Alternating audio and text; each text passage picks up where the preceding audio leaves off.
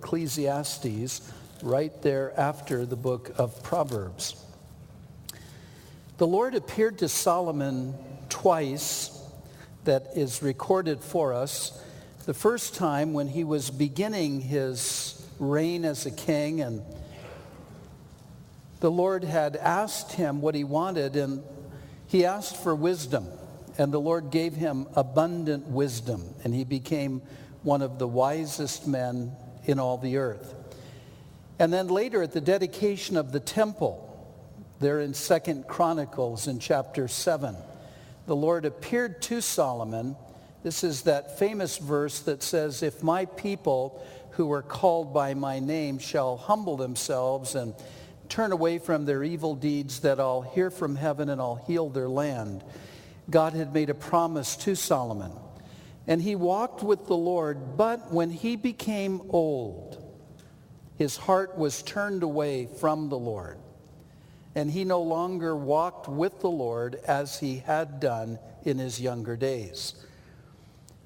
The book of Ecclesiastes is really Solomon's accounting for what he learned during that period of his life when he wasn't walking with the Lord.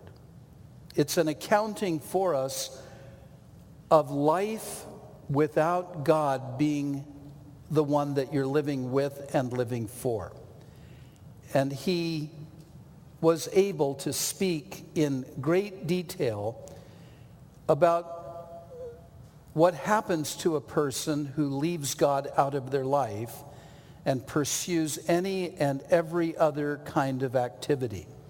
And so thus in the book of Ecclesiastes, there in chapter 1, it says, "The words of the preacher, the son of David, king in Jerusalem." And he really gives us then his thesis or his theme for this book, which became the resounding reality in his life when his heart had turned away from God.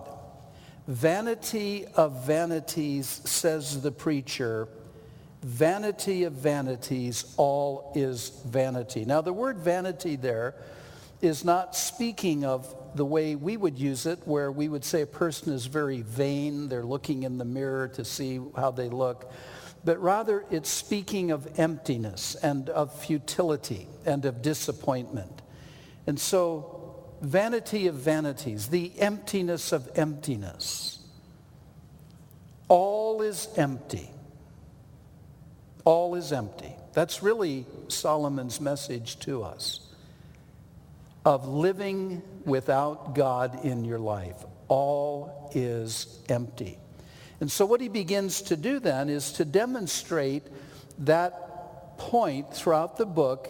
And he begins, first of all, to speak to us about the emptiness he observed of just the cycles of life, of the things that happen every day, and ultimately how empty it seemed to him. There in verse 3, he said, "What profit has a man from all his labor in which he toils under the sun?" What profit is there? He's basically saying there's no guarantee of positive benefits for all of your work. This is what he experienced. One generation passes away and another generation comes, but the earth abides forever. The sun also rises and the sun goes down and hastens to the place where it arose every day. And of course the sun really doesn't rise or set, but it appears that way to us as the earth is rotating on its axis.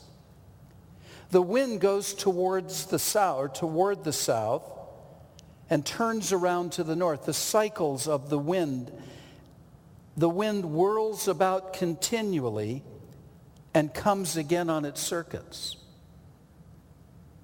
So life just goes on.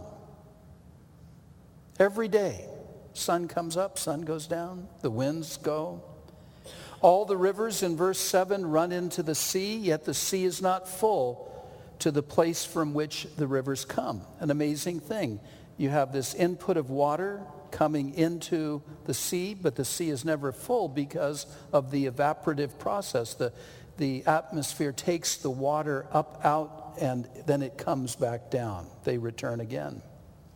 All things are full of labor. Man cannot express it. The eye is not satisfied with seeing, nor the ear filled with hearing. And so life is weary, he's saying. It's a wearisome life. And no matter what you see, you're always wanting to see something additional. You're never really satisfied. Now remember, he's speaking from the perspective of a person who had turned his heart away from God. The emptiness of what you see and of what you hear. That which has been is what will be, and that which is done is what will be done. So the things of the past, history repeats itself, and if you want to know what's going to happen in the future, well, just look at what's happening today, because that which has been is what will be. That which is done is what will be done. It's just going to go on. Life just goes on. There's a monotony to life. Is there anything in verse 10 of which it may be said, see, this is new? Can you find something that's really new? Well, yes, the new iPhone 5 will be out in September. That'll be new. But technology aside, the things of life, they're just repetitive. So is there anything of which it may be said, see, this is new? It has already been in ancient times before us. There is no remembrance of former things, nor will there be any remembrance of the things that are to come. People can't really even remember what's happened. And the things that are happening today, somewhere down the road, nobody's going to even remember. So nor will there be any remembrance of the things that are to come by those who will come after. There will come a day when people will not remember you, if the Lord tarries long enough. And you say, well, that's to their benefit then. They just won't have me in their mind. And so he's then talked to us about the futility of these cycles of life, the things that just go on. And now he begins to speak about the emptiness of wisdom. He says, I, the preacher, was king over Israel in Jerusalem. And I set my heart to seek and to search out wisdom concerning all that is done under heaven. This grievous task God has given to the sons of man, by which they may be exercised.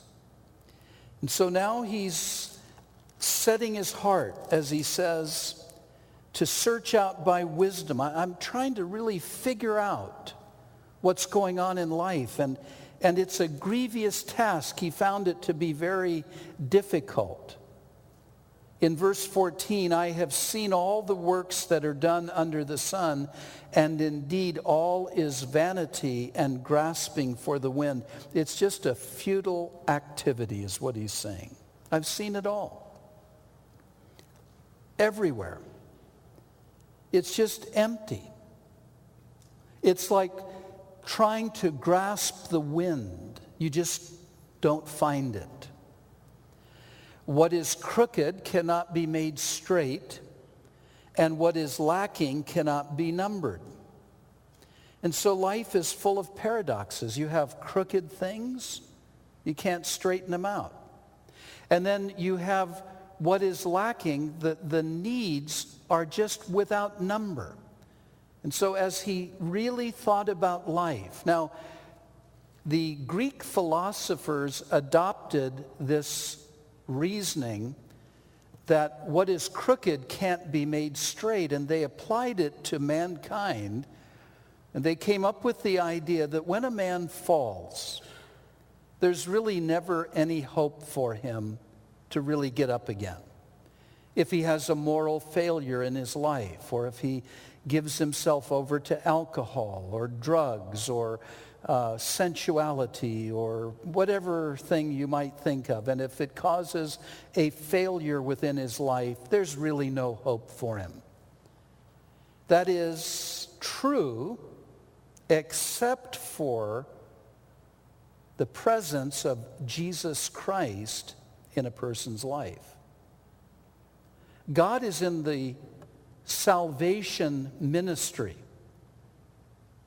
of taking a man or taking a woman and forgiving them, number one, and of changing their life, being born from above. And so Solomon was correct on one level. He saw so many people who fell and they never made it back up.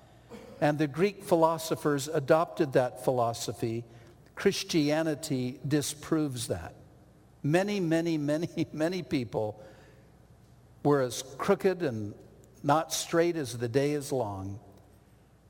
But the Lord takes and he changes a life. I communed, he says, with my heart, or I said to myself, look, I have attained greatness, and I've gained more wisdom than all who were before me in Jerusalem. My heart has understood or seen great wisdom and knowledge. He spoke to himself, and he was acknowledging who he was and of how intelligent he was and of how he had a great depth of understanding. And I set my heart in verse 17 to know wisdom and to know madness and folly. I really looked into all of this.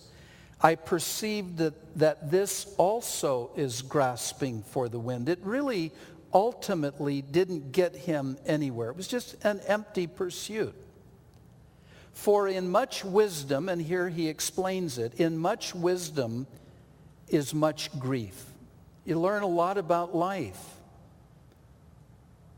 Of course, now it's good to be reminded regularly, he's speaking as a man who had turned his heart away from the Lord. In much wisdom is much grief, and he who increases knowledge increases sorrow. How true that is.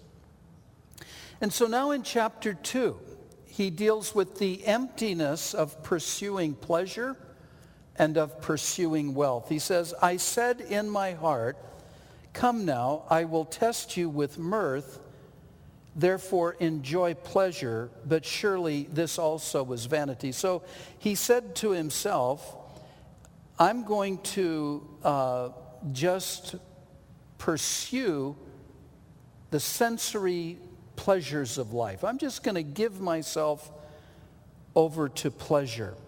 But he says, I found out that also was empty. Just pursuing pleasure in life was not satisfying to him. Mick Jagger was right back in 1967 when he said, I can't find no or can't get any satisfaction. Still true today. I said of laughter, it is madness. So he gave himself over to just comedy. And of mirth, what does it accomplish? What does it all really do? Just giving myself over to a party mentality. Just letting all the stops out. It's really very empty, he says.